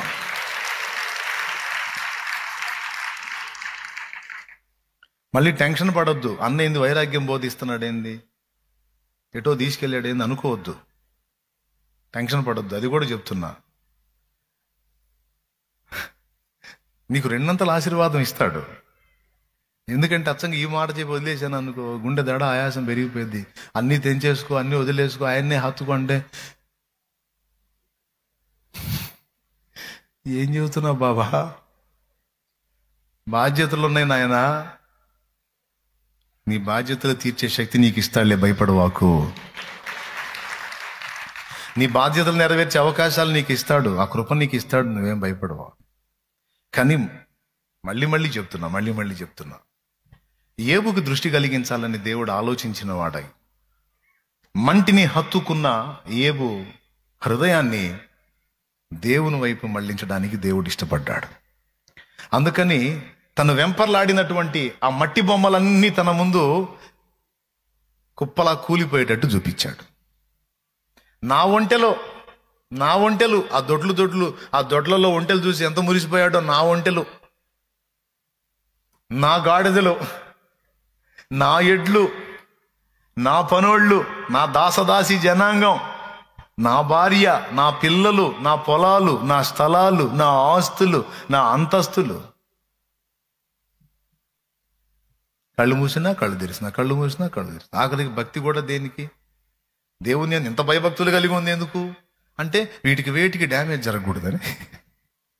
నేను ఎక్కడ అడుగులు జారానంటే దేనికి డ్యామేజ్ అయింది. కాబట్టి ఎక్కడ డ్యామేజ్ జరగకూడదంటే నేను పర్ఫెక్ట్గా ఉండాలి, పిల్లల్ని కూడా పర్ఫెక్ట్గా ఉంచాలని రోజు బలి ఇచ్చేవాడంట. పొద్దున్న నిద్ర లేవగానే రండ్రా అని మొత్తాన్ని నిలబెట్టి అందరి పక్షమున బలి ఇచ్చేవాడంట. వీళ్ళందరూ తెలిసి తెలియక ఏమన్నా దేవునికి విరోధంగా పాపం చేసేమని తెచ్చుకుంటారేమో. వీళ్ళకి ఏం జరగకుండా ఉండాలంటే దేవుడు వీళ్ళ విషయంలో సుముఖుడై ఉండాలంటే నేను బలి అర్పించాలి. డైలీ పాపం ఎంత గందరగోళం అయిపోయాడో, పాపం బిడ్డ ఎంత అల్లాడిపోయాడో. ఈరోజు మనం తపన పడ్డట్టు కొన్నిటిని తలుచుకొని గందరగోళం అవుతుంటాం కదా. అందుకని చెప్తున్నాను, అలా ఒత్తిడిలో బతకటం, స్థిరము కాని మంటిని హత్తుకొని ఒక మాయలో జీవించటం, ఒక గుడ్డితనంలో బతకటం దేవునికి ఇష్టము లేదు. అందుకే భూమి మీద అలాంటి వాడు లేడని సాక్ష్యం ఇచ్చిన అదే ఏబుకి వాస్తవం ఏంటో కళ్ళకి చూపించాలని చూపించాడు. నా బంధువులు, నా బంధుజనులు, నా అక్క చెల్లెళ్ళు, నా అన్నదమ్ములు, నా సోదర సోదరిమణులు, నా ఫ్రెండ్స్ అని. ఫ్రెండ్సు మట్టి బొమ్మలే. స్తోత్రం చెప్పండి మీరు. అక్కలు ముఖ చెక్కల, అక్కలు మట్టి బొమ్మలే, అన్నలు, స్నేహితులు, భార్యా బిడ్డలు, ఆఖరికి తన దేహం కూడా మొత్తం అదే. బాగా వినండి. చివరికి ఏబుకి ఎలాంటి పరిస్థితి వచ్చిందంటే దేన్ని హత్తుకున్నాడో, ఎవరెవరిని హత్తుకున్నాడో తడవకు ఒకటి పోవటం మొదలుపెట్టింది, అడ్రస్ లేకుండా. బాగా వేటి మీద అయితే పిచ్చి పెట్టుకున్నాడు, ఆ పిచ్చి మొత్తం వదిలిపోయేటట్టు మొత్తం పోయింది. ఎందుకు చెబుతున్నాను? మీరు దేని మీద పిచ్చి పెట్టుకున్నారో తెలియదు, ఎవరెవరికి దేని మీద పిచ్చి ఉందో తెలియదు. నేను చెప్తున్నా, పిచ్చి ముదిరిందా అంతే సంగతులు. ఎంతమందికి అర్థమవుతుంది? నిజంగా అర్థమవుతుందా? దేవునికి స్తోత్రం, హల్లెలూయా. పిచ్చి ముదిరిందా? తర్వాత మొక్క మీరు చెప్పండి. అంతే.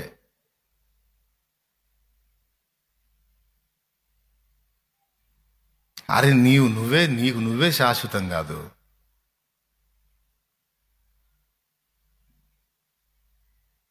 అటు చూడవాకండి, చలికాలం కాదు, ఎవరు సోపలు వాళ్ళే. దేవునికి స్తోత్రం. నాకెళ్ళి చూడండి, పోయేవాళ్ళు అంటే వాళ్ళ బాధలు వాళ్ళే. మరి ఏం చేద్దాం?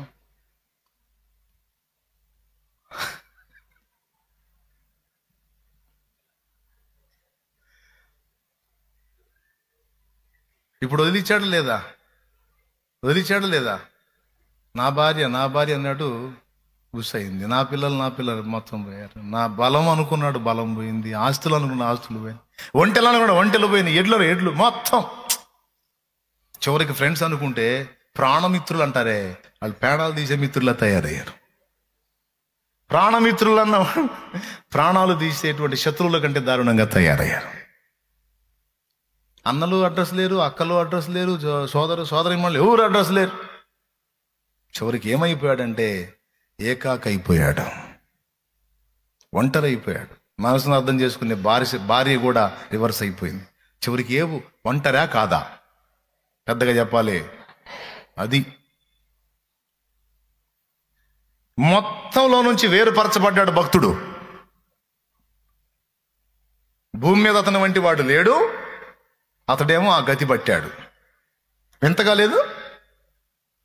భూమి మీద అంత మంచివాడు లేడు, అతడేమో ఆ గతి పట్టాడు. ఎందుకు పట్టాడు? దేవుడికి ఏమన్నా పిచ్చి పట్టి పట్టించాడు ఆ గతి?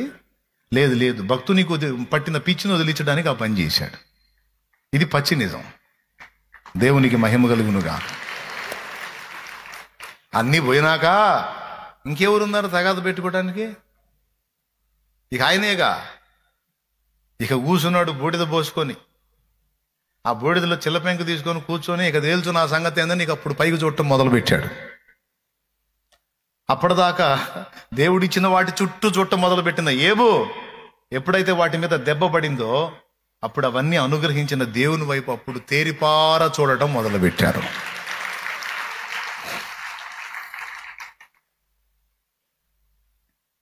వాస్తవం తెలుసుకున్నాడు. ఇవేవి నాకు పర్మనెంట్ కాదని గ్రహింపులోకి వచ్చేశాడు. ఇవన్నీ నేను కోల్పోతానేమో అని భయపడ్డాను, కానీ వాస్తవం ఇదే కదా. ఇవన్నీ స్థిరం కాదు కదా. స్థిరం కాదు. వస్తువులు స్థిరం కాదు, మనుషులు స్థిరం కాదు, మనుష్య ప్రేమలు స్థిరం కాదు, అనుబంధాలు స్థిరం కాదు. ఇవన్నీ వాస్తవం కదా. స్థిరము కాదనేది వాస్తవం కదా అనే ఆ దృష్టిలోనికి ఎప్పుడైతే ఏబు వచ్చేసాడో, పాపం నిజంగా మీరు గమనించి, మీకు ఇంట్రెస్ట్ ఉంటే ఏబు గ్రంథం చదవండి. ఇంట్రెస్ట్ ఉంటే కాదు, మర్యాదగా చదవండి, చాలా మంచి విషయాలు ఉంటాయి. 3వ అధ్యాయం నుంచి 41వ అధ్యాయం వరకు ఏబు స్వాప కాదు. నేనేం చేశా, నన్ను ఎందుకు ఎట్ట చేశావు, నేనేం చేశా, నాకింత అన్యాయం ఎందుకు చేశావు, నేనేం చేశా, నాకింత ద్రోహం చేసావు ఏంది, నేను ఎవరి కడుపన్నా కొట్టానా, ఆకలి కొన్నోడికి అన్నం పెట్టకుండా పంపలేదే, వస్త్రహీనుడిని చూసి దాటిపోలేదే, నా వస్త్రాలు ఇచ్చానే, అన్యాయం జరిగిన వాడిని చూసి నేను ఓర్చుకోలేకపోయినానే, అన్యాయం చేసిన వాడి దవడ మీద కొట్టి వాడి నోటనున్న వీడి ఆహారం వీడికి ఇప్పించానే, నేనేం తప్పు చేశానని, నేనేం దుర్మార్గం చేశానని, నేనేం ద్రోహం చేశానని, ఇంత నీతి నిజాయితీగా నేనుంటే నాకింత దారుణమా, నాకింత అన్యాయమా? లేదు, నువ్వు నాకు తేడా చేసావు. లోకం మొత్తానికి న్యాయం చేసేవాడివేమో కానీ నాకు మాత్రం నిజంగా 100% నువ్వు అన్యాయమే చేశావు, నాకు ద్రోహమే చేశావు నువ్వు. అంతే. చెప్పు, నువ్వు నా దోషం చెప్పు. నీ సభలోకి తల ఎత్తుకొని వస్తా, నేను ముద్దాయిలాగా రాను. ఎందుకంటే ఏ తప్పు చేయలే. కనీసం పక్కవాడి భార్యని మోహపు చూపు కూడా చూడలా నేను. మోహపు చూపు కూడా చూడలా. వాని ఇంటి వాకిట నేను పొంచలేను. అలాంటి పరిస్థితుల్లో నేనుంటే నా భార్య ఇంకొకటి తిరగలు విసరాలి అన్నాడు. అంత పర్ఫెక్ట్గా ఉంటే, అంత నీతి నిజాయితీగా ఉంటే, రోజు నీకు బలి ఇస్తుంటే, ఇంత జాగ్రత్తలు తీసుకుంటే, ఏదొచ్చిద్దని ఇన్ని జాగ్రత్తలు తీసుకున్నానో అదంతా రప్పించావుగా. ఏది రాకూడదని ఇన్ని పనులు చేసి ఇంత జాగ్రత్తలు పడ్డానో మొత్తం వచ్చేసినాయిగా. నువ్వు మామూలుడే కాదు, ఎందుకు చేశావు అని కేసు పెట్టి కూర్చున్నాడు దేవుడి మీద. ఏబు స్నేహితులు మాట్లాడి మొత్తం 3వ అధ్యాయం దగ్గర నుంచి 41వ అధ్యాయం వరకు ఈ వాదనలే జరిగిపోతాయి. ఆ తర్వాత సుడిగాలిలో ఏబునకు యెహోవా ప్రత్యక్షమైనప్పుడు కూడా ఇదే పాయింట్లో ఉంటాడు ఏబు. ఎందుకెట్లా చేశావు. చివరికి 42వ అధ్యాయంలో కనువిప్పు కలిగి జ్ఞానము లేని వాడనై నా ఆలోచనకు, నా జ్ఞానమునకు మించిన సంగతులను నేను నిన్ను గురించి మాట్లాడాను. చాలా బుద్ధిహీనమైన పని చేశాను. నన్ను నేను అసహించుకొని బూడిదలోను ధూళిలోను పడి పశ్చాత్తాపడుతున్నాను అన్నాడు. అప్పుడు ఎందుకంటే నీవు ఉద్దేశించినవి నిష్ఫలము కావు, నీవు సమస్తమును చేయగలవాడవు. నువ్వు సమస్తమును చేయగలవాడవని ఇప్పుడు నాకు అర్థమైంది. రెండవది, నీవు ఉద్దేశించినవేవైనా, నీవు జరిగించినవేవైనా అనవసరముగా జరిగించవు. అంటే దాని అర్థం ఏంటో తెలుసా? సింపుల్గా మన భాష చెప్పాలంటే, నువ్వు అన్యాయస్తుడు అని నేను అన్నాను, చాలా తప్పు మాట్లాడాను. నువ్వు ఏది చేసినా అందులో సంపూర్ణ న్యాయం ఉంటుంది. నువ్వు అన్యాయస్తుడు కావు అని పలికాడు. కొడు గడ్డి కొడు.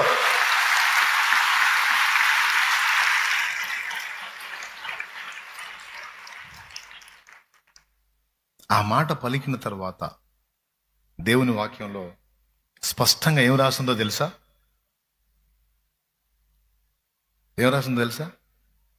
యోబును గడిచిన దానికంటే రెండంతలుగా దేవుడు ఆశీర్వదించాడని రాసుంది. ఒకసారి చూడండి మీరు. యోబు గ్రంథం 42:12. యెహోవా యోబును మొదట ఆశీర్వదించినంత కంటే మరి అధికముగా ఆశీర్వదించెను. అతనికి 14,000 గొర్రెలను, అంటే అంతకుముందు 7,000 గొర్రెలు ఉన్నాయన్నమాట. ఇప్పుడు ఏమైనా 14,000 గొర్రెలు అయినాయి. 6,000 ఒంటెలను, అంతకుముందు 3,000 ఒంటెలు ఉంటే ఇప్పుడు 6,000 ఒంటెలు, డబల్.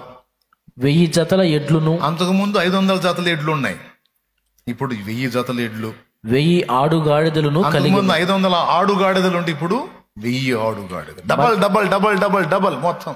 ఆఖరికి తను కోల్పోయాను అనుకున్న సంతానం 10 మంది దేవుని పరదైసులోను, 10 మంది తర్వాత అదే భార్యకు, బహుశా నాకు తెలిసి భార్య దగ్గరకు వచ్చి ఉండాలి. యోబును మళ్ళా దేవుడు బ్లెస్ చేసినప్పుడు, యోబును స్వస్థపరిచినప్పుడు, యోబును పూర్వపు స్థితికి దేవుడు తెచ్చినప్పుడు, ఏమనుకోవాకండి, ఎందుకో అప్పుడు ఏదో అట్లా శోధించబడి డిస్టర్బ్ అయ్యి మైండ్ పిచ్చిదానిలాగా అయ్యి అట్లా మాట్లాడాను, ఎంత మాటలు మాట్లాడాను, అసలు నేనైనా ఈ మాటలు మాట్లాడిందని చెప్పు తీసుకొని నన్ను కొట్టుకోవాలనిపించిందండి నాకు, అసలు మిమ్మల్ని ఎంత బాధ పెట్టాను నేనని భార్య వచ్చింది. ఇవన్నీ ఏడ రాసున్నాయి అనొద్దు. మరి ఏమనుకుంటా వచ్చింది? ఏమండి అనుకుంటూ వచ్చిందా? కనీసం పశ్చాత్తాపడదా? కనీసం ఫీల్ అవ్వదా? కాబట్టి నేను చెప్పా, దేవునికి స్తోత్రం. అప్పుడు దాకా అడ్రస్ లేకుండా పోయిన వాళ్ళు, అన్నదమ్ములు, అక్క చెల్లెలు మొత్తం వచ్చి, తమ్ముడా ఏం జరిగిందిరా, మాకేం పట్టిందిరా, నువ్వు ఇంత బాధలు పడుతుంటే నిన్ను చూడలేకపోయాం, మాకేం కర్మ పట్టిందిరా, అయ్యో మాకేం జరిగిందో మాకు అర్థం. ఎందుకని? దెయ్యం పట్టింది. వాడు పట్టాడు, సైతాన్ పట్టాడు మిమ్మల్ని దగ్గరికి రానియకుండా. దేవుడే మిమ్మల్ని అవతలికి నెట్టాడు. ఎందుకంటే తన దాసుడికి వాస్తవం అర్థం కావాలని. ఇప్పుడు చెప్పండి, యోబుకు మొత్తం డబల్ డబల్ ఇచ్చాడు. ఇప్పుడు మళ్ళా యోబు తన ప్రాణమును మంటిని హత్తుకుంది అని అనగలడా? ఇప్పుడు తన పిల్లలకి వెళ్ళి చూసినప్పుడు ఏమనిపించింది? ఏదో ఆయన ఇచ్చాడు, ఆయన చిత్తం అయితే ఉంచుతాడు, లేకపోతే తీసుకుంటాడు, ఆయనకే స్తోత్రం. యెహోవా ఇచ్చాడు, అంతకుముందు తీసుకున్నాడు, ఇప్పుడు వాళ్ళు ఇచ్చాడు, ఉంచిన స్తోత్రం. అంతేగాని వాడికి ఏమైద్దో, వీడికి ఏమైద్దో, ఆమెకేమైద్దో, ఏమకేమైద్దో, నాకెందుకు గుండె దడగా ఉంది, నాకెందుకు ఆయాసం ఉంది, అక్కడ నుంచి ఫోన్ రాగానే అమ్మాయి దగ్గర నుంచి అబ్బాయి దగ్గర నుంచి నాకెందుకు గుండె తగ్గొట్టుకుంటుంది. పోతావు, ఖచ్చితంగా పోతావు. పొరపాటును కూడా కొట్టుకోవద్దు గుండె. వింటున్నారా? అస్సలు నా కొడుకు ఎట్ట తయారవుతాడు అనుకోలేదు.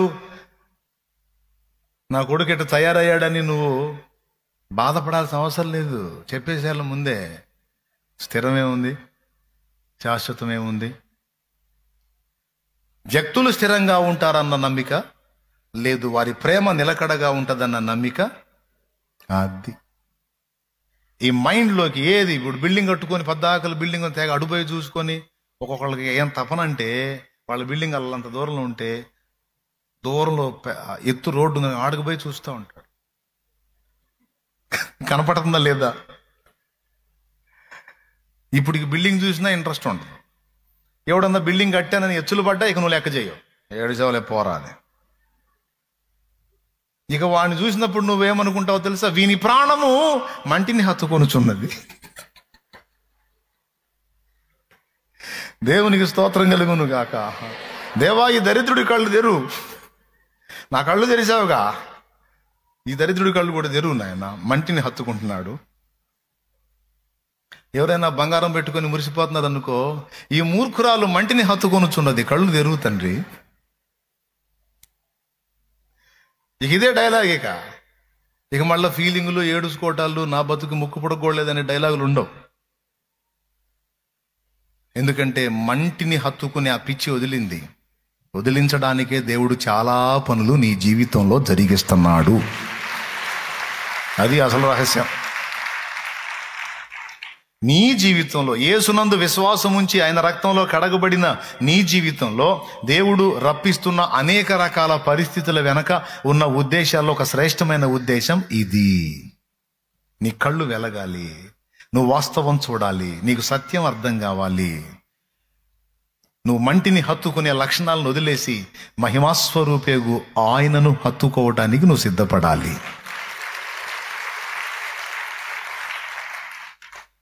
చెప్పు పిల్లలు, అరే నేను కన్నాను కాబట్టి నా బాధ్యత అంతవరకే. మీరే నా ప్రపంచం, మీరే నా లోకం అని నేను అనను. నా లోకం నా దేవుడు, నా ప్రపంచం నా యేసయ్య. నీ పిల్లలకు అర్థం కావాలి. మా అమ్మ లెక్క చేయదు, మేము ఉన్నా మా అమ్మకి చింతలేదు, పోయినా చింతలేదు. మా నాన్న చెప్పాలి, మా నాన్న చెప్తాడు మాకు. కన్నాను గనుక బాధ్యతలు నెరవేర్చాలి గనుక నెరవేరుస్తున్నాను. కానీ మీరు నా ప్రపంచం ఎప్పటిగా, నా ప్రపంచం దేవుడే. నేను మిమ్మల్ని హత్తుకొనను, నేను నా దేవుణ్ణి హత్తుకున్నాను. బాధ్యతలు నెరవేరుస్తా. నీ పిల్లలకు కూడా అర్థం కావాలా. తామరాకు మీద నీటి బొట్టులాగానే మా నాన్న మా విషయంలో ఉంటాడు. మితంగానే ఉంటాడు. అమితంగా ఉండి ఏదో కలలు కానీ ఏదో అయిపోయి ఏదో కాదు, జరగదు. భక్తులందరూ కూడా ఈ అనుభవంలోనికి రావాలి, ఈ మెట్లోకి రావాలి. ఆఖరికి పాస్టర్లు సంఘం విషయంలో కూడా అంతే తయారు కావాలి. దేవునికి స్తోత్రం, హల్లెలూయా. వీళ్ళందరూ నా సంఘం, నా ఆత్మీయ బిడ్డలని వీళ్ళని హత్తుకున్నాను అనుకో, మిమ్మల్ని హత్తుకున్నాను అనుకో, నేను దేనిని హత్తుకొనుచున్నాను? దేవునికి స్తోత్రం, హల్లెలూయా. కదా, అసలు మిమ్మల్ని నాకు ఇచ్చింది ఎవరు? కాబట్టి నేను ఎవరిని హత్తుకోవాలి? అంతేగాని ఆయన వదిలిపెట్టి మిమ్మల్ని హత్తుకోవటం ఏంది? బిడ్డలని ప్రేమించాలి, మీ బాగోగులు చూడాలి, మీకోసం ప్రార్థన చేయాలి, బాధ్యత. అంతేగాని హత్తుకోకూడదు. ఈరోజు ఇక్కడ, రేపు ఇంకో చోట, ఏ పూట ఎక్కడో ఆయన చిత్తం. ఓకేనా? ఎంతమందికి అర్థమైందో చేతులు ఎత్తితే ఇక నేను నువ్వు ఆన్లైన్లో ఏదో కాస్త బాగా ఆశీర్వాదాలు గుమ్మరిస్తావని వచ్చి కూర్చుంటే మాకేందిరా నాయన వైరాగ్యం పుట్టించే ఒక దెబ్బకి అనిపిస్తుంది కదా నీకు? అనిపిస్తుందిలే, ఇంతసేపు చెబితే ఎందుకు అనిపించదో? ఇంత విరక్తి పుట్టించేది నాయన మాకు. అసలు నేను కాదు, నా దేవుడే మీ కళ్ళు.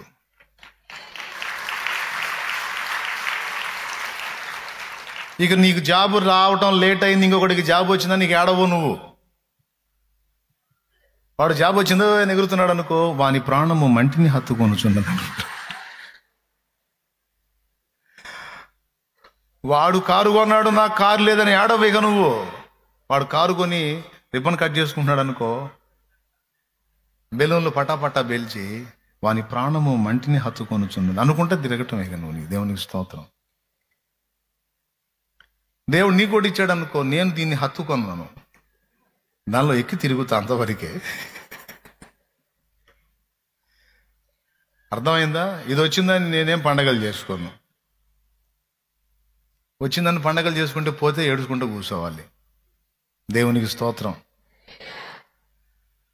ఏమండి, అన్ని కారుల్లోకి ఆ కారు సేఫ్ అని, ఆ కారు చాలా భద్రత అని, చాలా గట్టిదని ఓ ఫ్యామిలీ ఆ కారు కొనుక్కొని అందులో మొదలుపెట్టి బయలుదేరారు. ఆ కంటైనర్ ఏడొచ్చిందో పాపం, కరెక్ట్గా గురి చూసి మళ్ళా వాళ్ళు అటు ఇటు కూడా పోవటానికి వీలు లేకుండా సరిగ్గా దాని మీద పడి దాన్ని అప్పచ్చ చేసి పెట్టింది. మొత్తం అందులో ఉన్న వాళ్ళందరూ ఒక దెబ్బలో హతులైపోయినారు. వాళ్ళ వీడియోస్ కూడా ఉన్నాయి, వాళ్ళు సెలబ్రేషన్ చేసుకుని ఆ కారును బట్టి పాపం ఎంత సంతోషపడ్డారు. అందులో వాళ్ళ తప్పు కూడా లేదు. ఆశ్చర్యంగా అది పక్కన పోయేది వచ్చేది ఎత్తిన పడింది. ఇంకెలాంటిదైనా కంటైనర్ ముందు కారు ఎంత? వోల్వో కార్ విలవిల్లాడుతూ పోయింది. నేను చేసేది ఎందుకు చెప్తున్నానంటే, వాళ్ళ పండగలు వాళ్ళ సెలబ్రేషన్స్ మరి అంతే నాయన, అంతే. అది పరిస్థితి. వద్దులే నాయన, ఏడ చూస్తాం తీరా.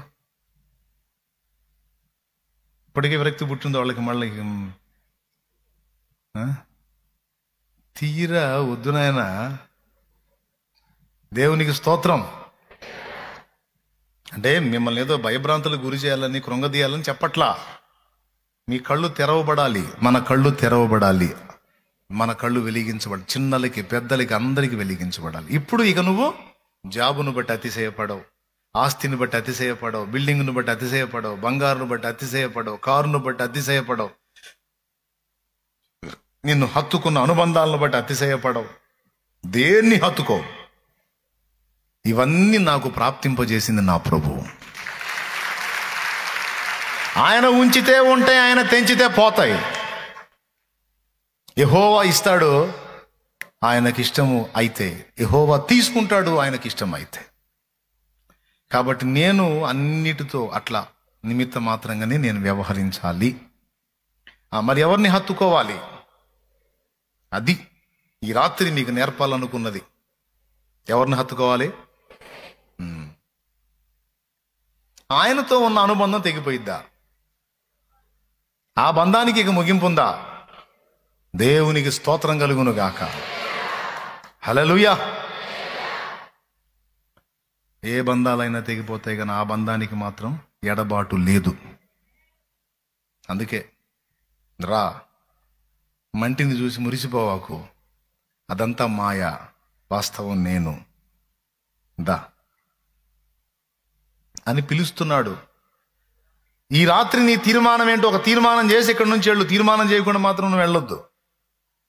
ఈరోజు నీ కనుదృష్టిని దేవుడు సరిచేశాడు. వాస్తవాన్ని చూడగలిగే శక్తిని నీకు ఈరోజు ప్రసాదించాడు దేవుడు. వాస్తవంగా చూడు.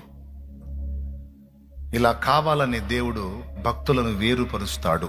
Point number 1. ఇంకెక్కువ చెప్పదలుచుకోవాలా, మీకు మెయిన్ మ్యాటర్ అర్థమైంది. దేవుడు కావాలనే కొన్నిసార్లు కొన్ని విషయాల్లో మనకి ఎడబాట్లు కలిగిస్తాడు. ఎందుకు అంటే మనకు దృష్టి కలిగించటానికి. మంటిని హత్తుకుంటున్న మనల్ని అందు నుంచి విడిపించి మహిమాస్వరూపేకు దేవుణ్ణి హత్తుకునేటట్టు చేయడానికి కావాలని కొన్నిసార్లు కొంతమంది వ్యక్తుల నుండి, కొన్ని పరిస్థితుల నుండి మనల్ని ఒంటరిని చేస్తాడు, వేరుపరుస్తాడు. ఎందుకు వేరుపరచడం? మనకు దృష్టి కలిగించడానికి. Point number 1. Point number 2. అపోస్తలుడు, వృద్ధ అపోస్తలుడు, ముసలివాడు ఆ జైల్లోనో బోయల్లోనో ఎక్కడో సువార్త చెప్పుకుంటా ఉన్నాడు. సింహాల ముందేస్తే సింహాలు చంపలా, సలసల సలసల కాగుతున్న నూనెలో వేస్తే నూనె ఏం చేయలే. చివరికి జైల్లో వేస్తే జైల్లో ఉన్న వాళ్ళందరూ ఇతను ఒక నెల చేరి నెల అయిందంటే వాళ్ళందరూ మోకాళ్ళు వేసి ప్రార్థనలు చేస్తున్నారు యేసు ప్రభువుకి. ఎక్కడ జనం మధ్యలో వదిలిపెడితే వాళ్ళని మార్చి కూర్చుంటున్నాడో వాళ్ళకి మైండ్ పోతుంది. అది ఏం చెబుతున్నాడు రా, వీళ్ళందరూ ఇట్ట మారిపోతున్నారని ఆయన దెబ్బకి హడలెత్తారు. చివరికి ఏం చేశారో తెలుసా? మనుష్య సంచారమే లేని నిర్మానుష్య ప్రదేశం అని ఒకటి ఉంది, పద్మస్ ద్వీపం. సముద్ర మధ్యలో ఉండేటువంటి ఒక ద్వీపం అది. ఆ ద్వీపంలో తీసుకెళ్ళి వదిలిపెట్టారు. ఇక్కడ చెప్పు నువ్వు ఎవడికి చెబుతావో, ఇక్కడ మార్చు నువ్వు ఎవడిని మారుస్తావో అని. ఎంత బాధ అండి. అసలు ఊరిలో నుంచి తీసుకెళ్లి ఎడారిలో వదిలేటట్టు చేశాడు. ఎంత విలవెల్లాడాడో అపోస్తలుడైన యోహాను. ఎందుకు ప్రభువా నాకు ఈ ఎడబాటు, ఎందుకు నాకు ఈ ఒంటరితనం, ఎందుకు నన్ను ఇట్లా వేరుపరిచావు నాయన? నా సహోదర క్రైస్తవుల మధ్యలో నుంచి నన్నెందుకు ప్రత్యేకపరిచావు నాయన, నన్నెందుకు వేరుపరిచావు నాయన? అయ్యో, ఇప్పుడు నేను ఎవరితో మాట్లాడాలి, నా గతి ఏమిటని దేవుని వైపు చూశాడు. అప్పుడు దేవుడు మాట్లాడాడు, యోహాను, నా సంఘమునకు అంత్యకాల సందేశము నీ ద్వారా ఇవ్వాలనుకున్నాను. నా గ్రంథములో ఆఖరి పుస్తకం నీ ద్వారా రాయించాలనుకున్నాను. అది నేను నీతో మాట్లాడి నీకు చెప్పి నీ చేత అది రాయించాలి. అది నీ ద్వారా జరగాలి. అది జరగాలంటే నీవు నాకు అందుబాటులోకి రావాలి. నువ్వు మనుషుల మధ్యలో ఉండి, వారి మధ్యలో ఉండి, వారితో ఉంటే నేను ఇవ్వదలుచుకున్న ప్రత్యక్షతలు నీవు అక్కడ అందుకోలేవు. అందుకని నీకు పరలోక సంబంధమైన ప్రత్యక్షతలు, ఇక మీదట జరగబోతున్న సంభవాలన్నిటినీ చూపించాలి, నీ చేత అవన్నీ గ్రంథంలో రాయించాలని నిర్ణయించి నేనే నిన్ను వేరుపరిచానని మాట్లాడాడు. ఇంకేంటి మరి దాని అర్థం ఏంది? ఎందుకు తెచ్చినట్టు? అదే నువ్వు వాళ్ళ మధ్యలో ఉంటే నేను ఇచ్చే ప్రత్యక్షత పొందుకోలే. అది ప్రత్యక్షత పొందాలంటే నువ్వు ఒంటరివి కావాలి, నువ్వు వేరుపరచబడాలి. మంటిని హత్తుకోకుండా మహిమను హత్తుకోవాలంటే వేరుపరచబడాలి. Point number 1. ఓకే. అలాగే దేవుడు ఇవ్వదలుచుకున్న ప్రత్యక్షతలను మనం పొందాలంటే వేరుపరచబడాలి, ఒంటరిలం కావాలి. 2. దేవునికి మహిమ. పెద్దగా చెప్పండి. అయిపోయిందా? 3వది, దేవుడు మనల్ని శాశ్వత ఆశీర్వాదానికి సిద్ధపరిచే ప్రక్రియలో కూడా ఆయన మనల్ని వేరుపరుస్తాడు. చెల్లి, మనల్ని వేరుపరుస్తాడు, మనల్ని ఒంటరిని చేస్తాడు. మన లోపాలను దిద్దటానికి, మనల్ని సరిచేయటానికి, మనల్ని శాశ్వత ఆశీర్వాద కారణంగా చేయటానికి, మనల్ని వేరుపరచడానికి ఇష్టపడతాడు దేవుడు. 4 భార్యలు, అనేక మంది పిల్లలు, దాసదాసి జనాంగం, గుంపులు గుంపుల మందలు మొత్తం ఎబ్బోకు రేవు దగ్గర దాటించాల్సి వచ్చింది. దాటించి లేఖనం ఏం చెప్తుందో తెలుసా? యాకోబు ఒక్కడే మిగిలిపోయాను. కుటుంబము, సమూహము, మందలు అన్నీ ఒక భాగం, యాకోబు ఒక్కడు ఒక భాగం. 2 విభాగింపబడ్డట్టుగా యాకోబును ఆ అనుబంధ బాంధవ్యాల్లో నుంచి, ఆ ఆస్తిపాస్తుల ఆలోచనల నుంచి, అన్నిటిలో నుంచి పాపం ఎంత కష్టపడి సంపాదించుకున్నాడు ఆ భార్యని. 14 ఏళ్ళు కష్టం. రాహేలు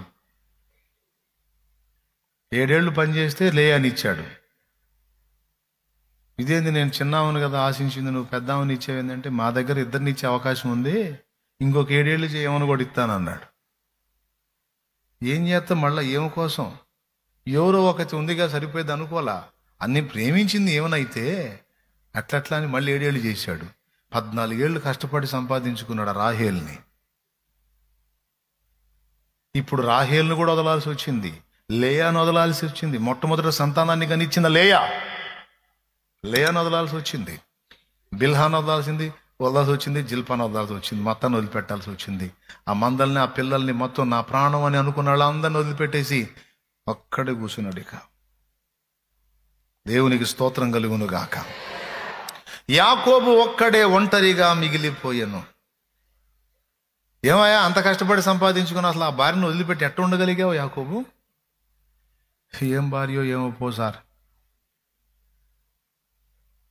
లేయని ఎట్టో, ఏం లేయానో ఏమో పో సార్,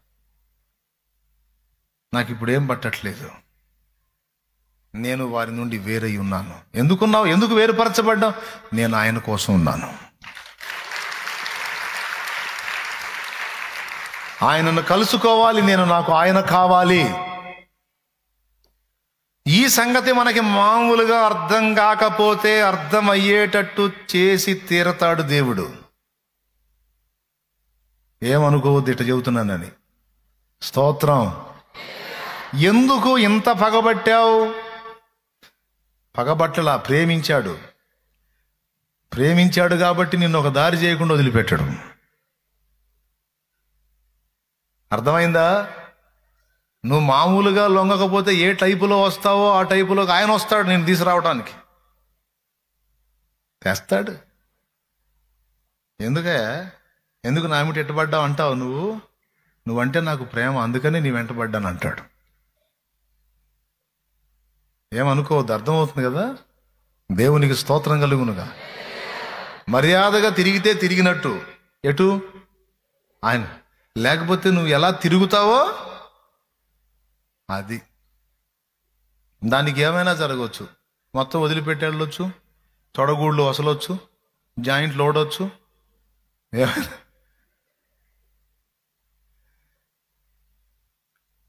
ఎప్పుడైతే యాకోబు వేరయ్యాడో వాళ్ళందరినీ వదిలేసి, ఇదిగో దేవా నాకు వాళ్ళు కాదు నువ్వు అని ఆగాడో దేవుని కోసం, ఆ రాత్రి వచ్చేసాడు. మొత్తాన్ని పంపించి ఆ రాత్రి వేళ యాకోబు ఒంటరిగా మిగిలిపోయి దేవుని అడుగుతున్నాడు, నీ కోసం ఉన్నాను రావయ్యా, నీ కోసం ఉన్నాను రా. అద్దుకు వచ్చాడు.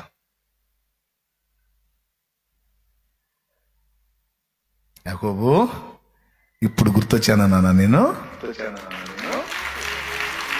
వెనక నుయ్యి ముందు గొయ్యి అయ్యేసరికి వచ్చానా?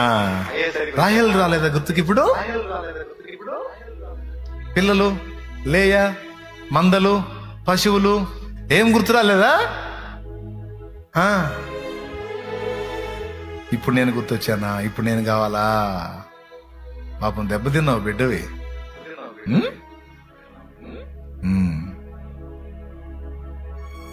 సరేలే వెళ్తున్నా. ఎక్కడికి వెళ్ళేది? నేను నీకోసమే ఉంది, నన్ను ఆశీర్వదించితేనే కానీ నిన్ను పోనీయను అని పట్టుకున్నాడు. వెళ్తున్నాడు, పట్టుకున్నాడు.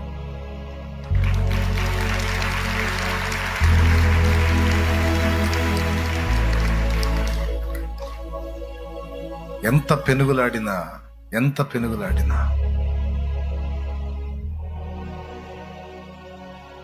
యాకోబు వల్ల కావట్లేదు. దేవుడిని నిలయాలని చూస్తున్నాడు. అమ్మో వెళ్ళిపోతే నాకు చిక్కడని ఆయన కోసమే ఉన్నాడు.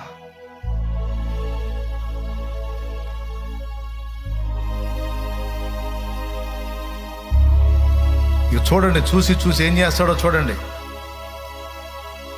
అద్దుగో ఇప్పుడు చూడు.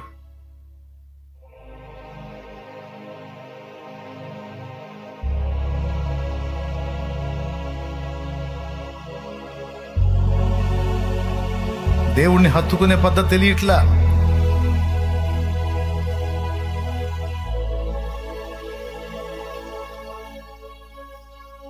అయిపోలప్పుడే ఇంకా తొడగూటి మీద కొట్లా వెళ్తున్నాడు. మళ్ళీ పట్టుకుంటాడు చూడండి. వెళ్ళిపోతున్నాడు. అయ్యో నేను ఉన్నదే నీ కోసం, నువ్వు తప్పితే నాకు బతుకు లేదయ్యా, నువ్వు తప్పితే నాకు జీవితం లేదయ్యా. ఇప్పుడు భార్యలు పిల్లలు కాదు, నువ్వు కావాలి. నన్ను వదిలిపెట్టిపోవద్దు, నన్ను వదిలిపెట్టు.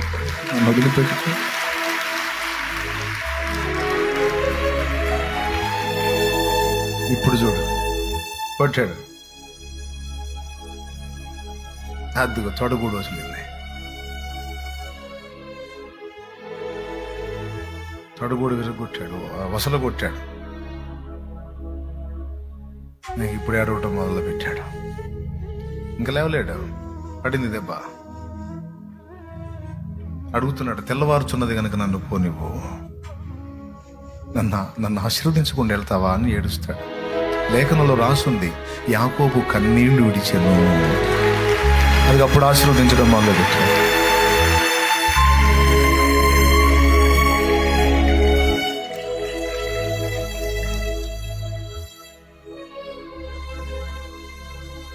యాకోబు, నువ్వు దేవునితోనూ మనుషులతోనూ పోరాడి గెలిచావు. ఇక మీదట నీవు యాకోబు అనబడావు. నీ పేరు కదా, పో, నీ జీవితం చరితార్థం అవుతుంది, ధన్యుడు అవుతావు. పో, తరతరాల ఆశీర్వాదాన్ని నేను నీకు ఇస్తున్నా.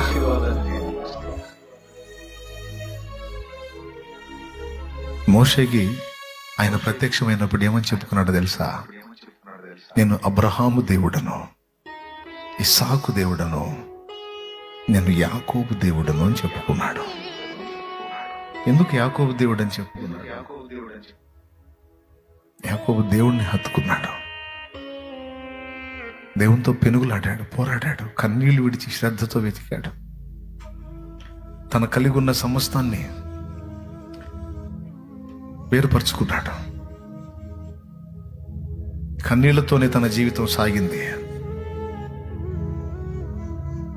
కానీ ఆశ్చర్యం, తరతరాల దీవెన, తరతరాల ఆశీర్వాదం యాకోబు సంతతికి దేవుడు ఇచ్చాడు.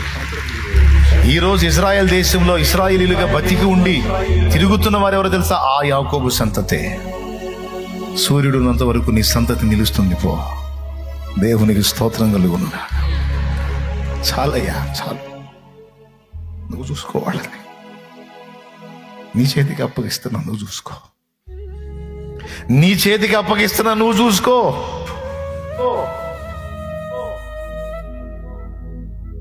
నా భార్యని, నా పిల్లల్ని, నా సంపద సమస్తము నీకు అప్పగిస్తున్నా. నాకున్నది ఇక నువ్వే, నాకున్నది ఇక నువ్వే.